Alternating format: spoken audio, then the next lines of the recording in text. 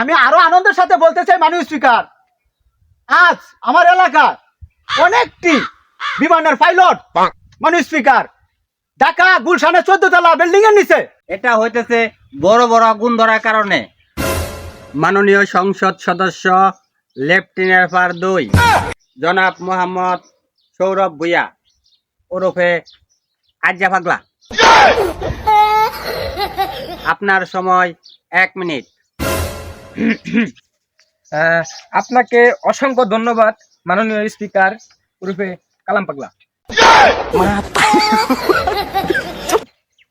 মাননীয় স্পিকার, দুঃখের সাথে বলতে হয় আমার এলাকা লেফটেন্যান্ট ফার 2 আসনের এখনো 200-300 যুবক আজও অবিবাহিত।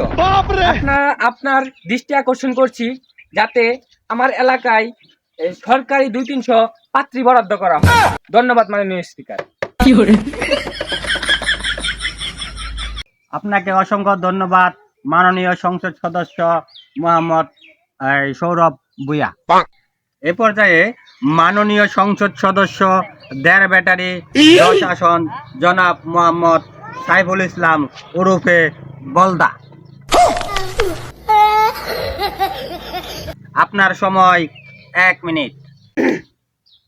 আপনাকে অসংখ্য ধন্যবাদ মাননীয় স্পিকার, আমাকে আজকে এই মহান সংসদে কথা বলা সুযোগ করে দেওয়ার জন্য।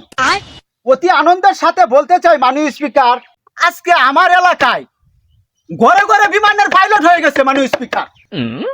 কিন্তু মাননীয় স্পিকার, আমার মাথায় বুঝে আসতেছে না মাননীয় স্পিকার, যে এই যে বিমানের পাইলট গুলা এটির ঘরে কেন বউ থাকে না।